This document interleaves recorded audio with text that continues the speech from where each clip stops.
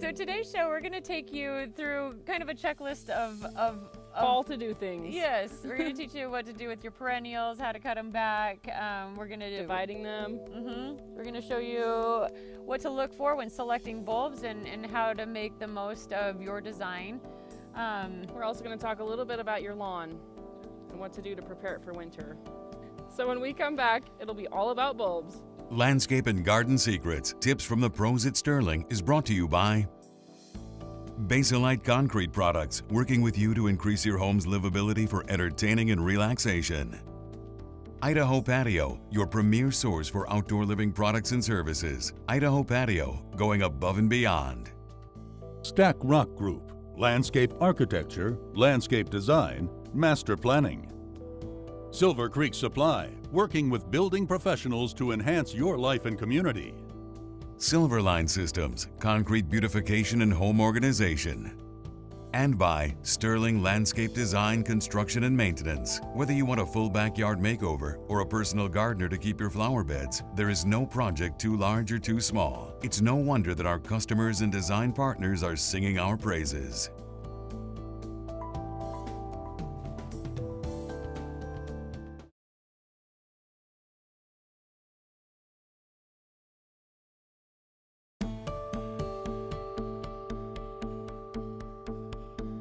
Welcome back. As promised, we're going to go over bulbs. We're going to go over tools and how to select for the bulbs to create the look that you want at your place. And some planting tips. So one of our favorites, there's actually a bulb cutter that is like a cylindrical Cookie cutter yeah, looking thing. with a little handle on the top, and you use it to punch into the ground, and then you twist it and you actually pull out a plug of soil. I find that those are super hard on your wrist and that they often don't get deep enough. So we like to go back to basics. Small little pickaxe here. You know, your basic hand trowel. And for larger groupings, your shovel. We also, on our bigger installs where we have thousands and thousands of bulbs, we actually use an auger. So it's a power tool. It's got the spiral on it, and you can drill into the ground and create all these holes. So that makes our job a lot easier. We can get them down deep and really increase our efficiency that way. A good way to get the husband to help you plant bulbs because he gets to use a power tool. It's true. And so we want to talk to you a little bit too about what's available in the fall and what to plant to get color at what time of year. So to start off this season, your earliest bloomer is going to be these crocus. And you can find minis, and you can find a little bit taller, and by taller I mean they get about 4 to 6 inches. And this is your basic color selection. You're not going to find much more than that. This is just a mixed pack. Obviously they come in different. So just after snow, if we get some, and you want to plant these about 4 inches down. These are not one of your bigger bulbs. They're actually pretty small, so you're going to plant them on the upper part of the surface, and you can actually layer them in with something like this. So the daffodils will be buried about 4 to 6 deep, and then these will be about 4. So you can actually layer them that way.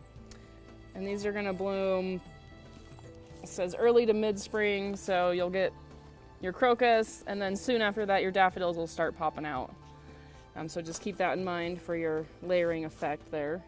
The one nice thing about daffodils and hyacinths, which is our next one, is that they're deer resistant. So if you have problem, they're not squirrel resistant. No. Just deer resistant. So if you're having deer in the neighborhood eating the tops of your tulips and you're not getting your spring show, these are a great stick way. with these ones. And so that brings us to mid-spring, and tell them how awesome hyacinths are. Yeah, your hyacinth are great for, especially if you want an early spring fragrant bloom. These are almost overpowering. They make a great row along a sidewalk because they're a pretty substantial bloom, about this big. You can also cut them off and bring them inside in a vase if you like the smell inside. We've got, especially for tulips, you're going to find early spring tulips, you're going to find mid-spring tulips, and you're going to find late spring tulips. And so the tulips always come into play at the very end of the daffodils for early spring. Then you've got mid, and then I have some late bloomers that are going into May. Yeah, so if you planted all of these, you'd have really early then you have your mids, and then you'll have a later bloom. So you have a long stretch of color before it's time to put your annuals in. Yep, yep. And the other thing that we want to mention is how to determine whether to put them in individually, like a lot of people do. But if you've got a nice perennial garden where you have pockets of empty space, it's a great way. I really like, especially with tulips and daffodils. Large groupings. Yeah, dig a big hole and then put 5 or 6 of them in there. It'll tell you the spacing should be this much. It's all right. You can put them Just all put in the them in same there. hole. The ones that don't look especially great grouped together are the hyacinths. They are really showy. They stand out just because on of their own. size, they can definitely be a single by themselves. These ones tend to just not stand out. You're not going to notice them if it's just one tulip here or one daffodil here. They really need to have a grouping in order to be impactful.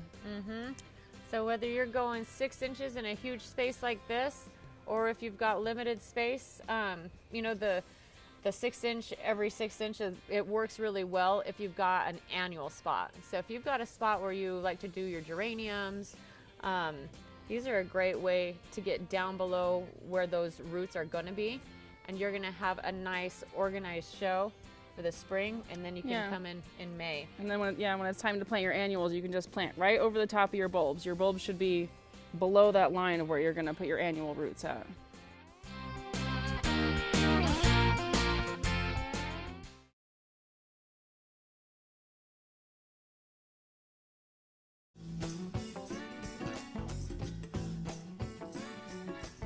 So one way that you can enhance the health of your bulbs is by applying bone meal. It's high in phosphorus, and from personal experience, I want you to be forewarned that dogs are attracted to it. Mine ate some, got phosphorus poisoning. It was a disaster. And so make sure you keep it safe. Don't leave it out. But it does add a lot of phosphorus, which restocks the bulb and helps with the root formation. We haven't used any here. We just amended with compost. We feel like that's always just an all-inclusive way to really liven up the soil and get the nutrients back in. For anything that you plant in it. Yeah. I would say the most important tip for planting bulbs is not to cut them down too early in the spring. It's really tempting. You have the foliage left over, there's no blooms, you want to put your annuals in, so you want to cut down, you know, that greenery to make way for other stuff, but it's really important to give your bulbs that time to photosynthesize and gather what they need to put the energy in their bulb for the next year, because they have a very short growing season. You don't want to cut it any shorter than necessary. So wait until they start to yellow, until they start to look wilty. I wait until they just pull right out and the bulb doesn't come with it. That's when I know they're ready. They're basically saying, I'm done with my leaves, you can take them. Yep. So wait until then. There was something interesting that I ran into in the past. Ladies would rubber band their foliage together. You do not have to go through that. Don't put any effort into them. Enjoy them for what they are. They should be easy. Don't band them. Don't stake them. The foliage is going to flop. It's going to turn bad. Leave it until like Eva said, and then just get it out of there. Don't put any special steps into it.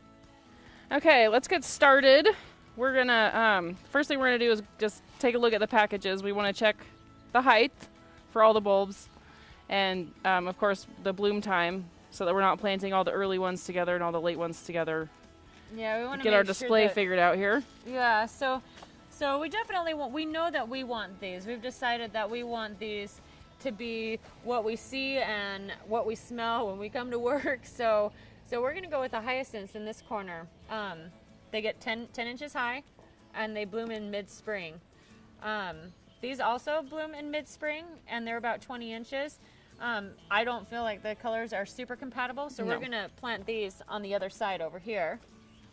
We are going to plant our little crocus and daffodils in the rest of this area here. And Eva's are 16 inches. They're early to mid-spring, so these are both gonna be before the hyacinth. These will be picking up at the same, so you really do actually still have to pay attention to these two heights. They will be having some overlap in timing. And I don't know what we're gonna do with these, but I really liked them, so we got them.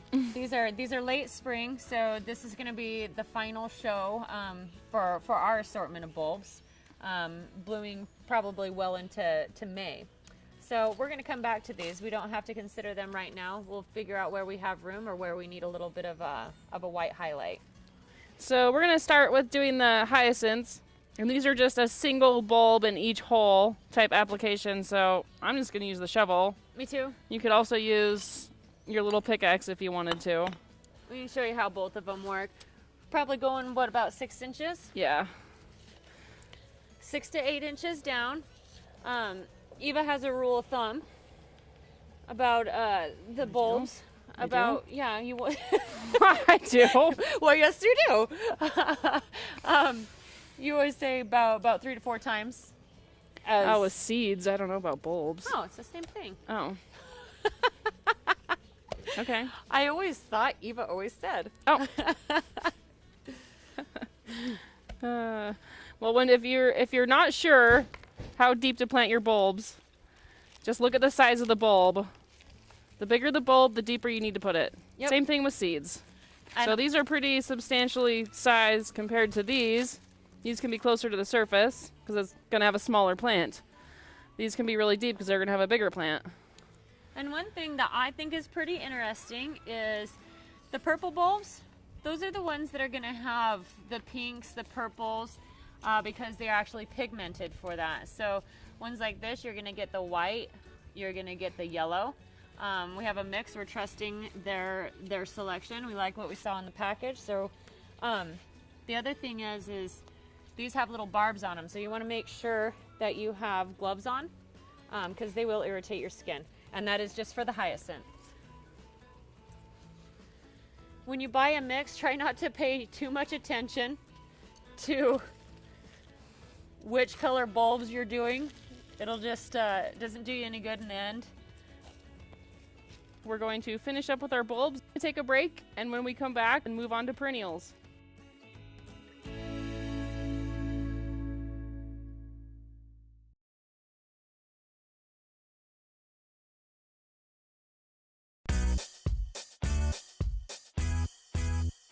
Take a look at this guy. You might think that he's a wasp. He is not. We just found him. He is a bronze birch borer, and unfortunately we have birch right behind us. So that gives us an indicator that we need to be checking, and if we see the telltale holes in the bark. then we're gonna need to apply a systemic. So anyways, that's what a bronze birch borer looks like. So if you find any bronze birch borers around your birch trees, you might want to give them a close inspection. Their entrance points will look like a perfectly drilled round hole, like you took a drill bit and just drilled right into the tree. Sometimes you'll see it just in the bark, and you want to worry about it if it goes through the outer bark into the interior of the tree. Yeah. So if you need some treatment, give us a call. When you find them, just destroy them manually. You know, just get rid of them. Those are potential egg layers and baby havers.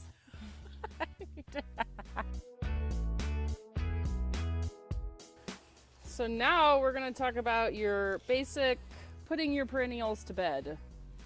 So there's most of your perennials are going to be something that grows up from the rootstock. So essentially you can just get rid of the whole top layer.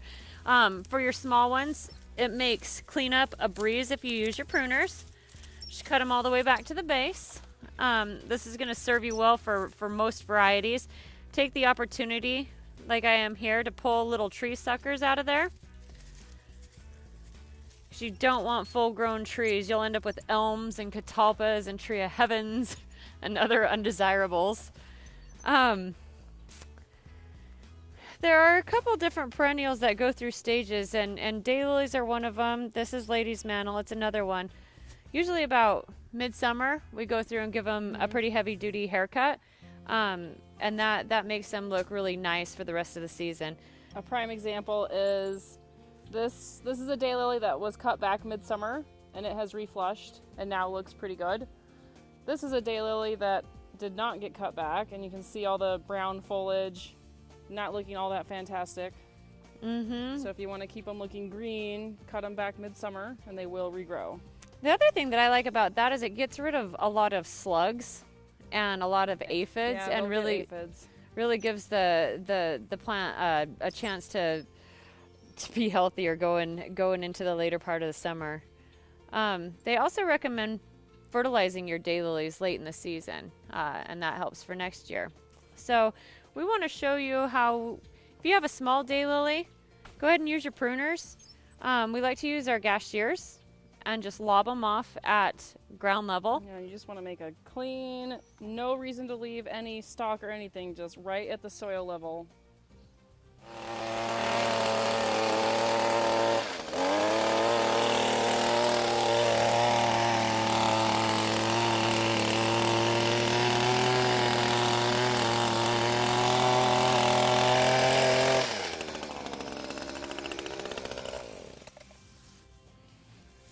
Just about like that. And then that just leaves a nice, clean, nothing in your bed for the winter to look scary. If you have drip tubing and drip irrigation like I do, it is recommended that you don't use the shears because you will shear all the way through all your micro tubing and everything. So be careful of that. If you've got an open bed like this, you're free to go. So in general, it's pretty much that easy to cut back all of your perennials just right to the ground. No reason to leave nubs. There are some exceptions, however. You know, your heucheras, your hostas will die back naturally, and in fact, they're actually really easy. They get yellow and mushy, and you can just basically scoop that foliage up. Yeah.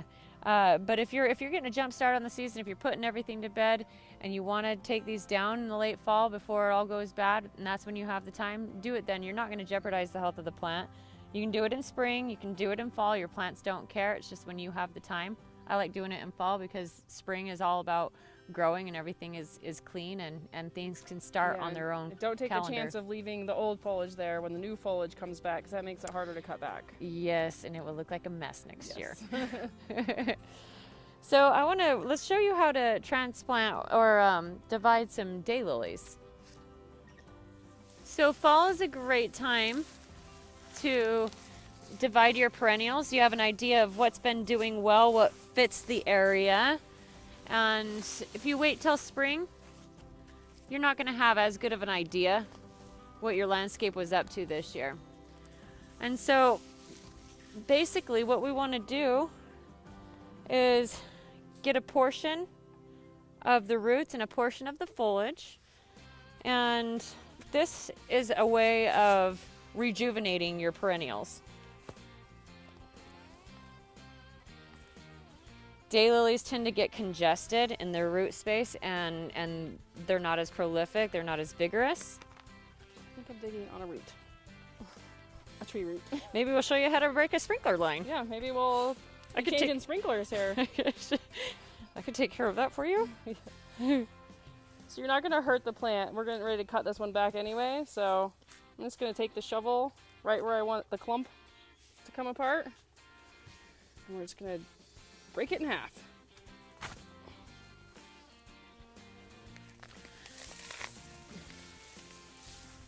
So all you need is something like this to restart a new daylily. So it's a great way to save yourself some money. If you have something that you've really enjoyed and you have other areas where it might do just as well, this is all you need. You have plenty of roots here, and you have plenty of foliage here, and that is essentially better than a 1-gallon plant right there.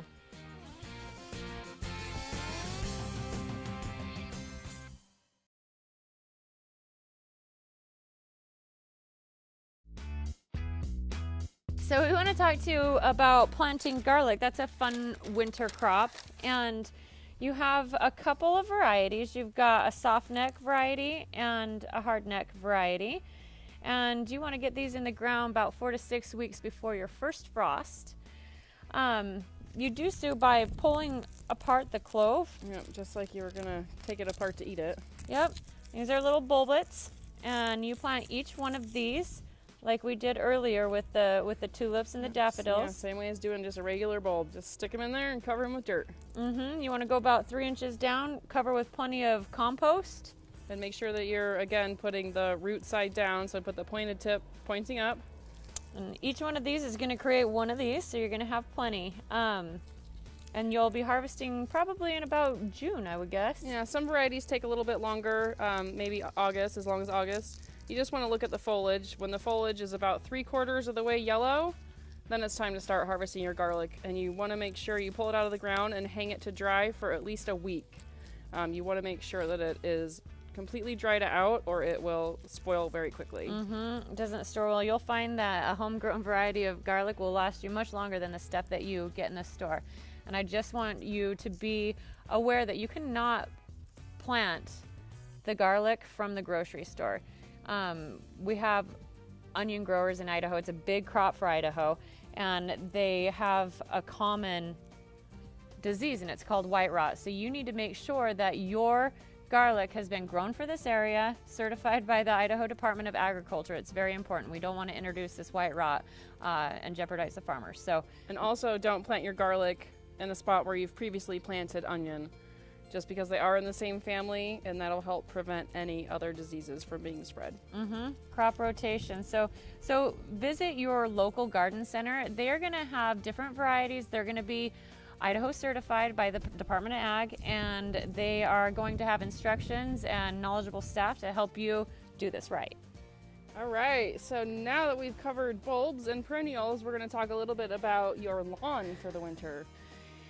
So you want to go into your grass needs a chance to start going dormant. You don't want to be encouraging a lot of top growth, which is going to be the first number. Your fertilizers have 3 numbers associated with it, somewhere on the bag, usually on the back. And it's nitrogen, potassium, or nitrogen, phosphorus, and then potassium. It'll just say NPK. Yep, or it'll just have numbers. And so you don't want something high in that first number. We're wanting to encourage root growth and not top growth. So we want to make sure that the middle number is the one you're looking for. You want that to be the highest. That's your phosphorus, and that's what's going to encourage your root growth. And so when's the right time? Anytime in October. The month of October is key for putting down your winter fertilizer for your lawn and getting that soaked in before it starts freezing. And that'll give it a good start for the spring. Landscape and Garden Secrets, tips from the pros at Sterling is brought to you by Basilite Concrete Products, working with you to increase your home's livability for entertaining and relaxation. Idaho Patio, your premier source for outdoor living products and services. Idaho Patio, going above and beyond. Stack Rock Group, landscape architecture, landscape design, master planning. Silver Creek Supply, working with building professionals to enhance your life and community. Silverline Systems, concrete beautification and home organization. And by Sterling Landscape Design, Construction and Maintenance. Whether you want a full backyard makeover or a personal gardener to keep your flower beds, there is no project too large or too small. It's no wonder that our customers and design partners are singing our praises. Think that this is a wasp and it's not. They have very similar coloration. Jeez. Sorry, a bee just totally landed on my shoulder really hard. It scared the crap out of me. Eva!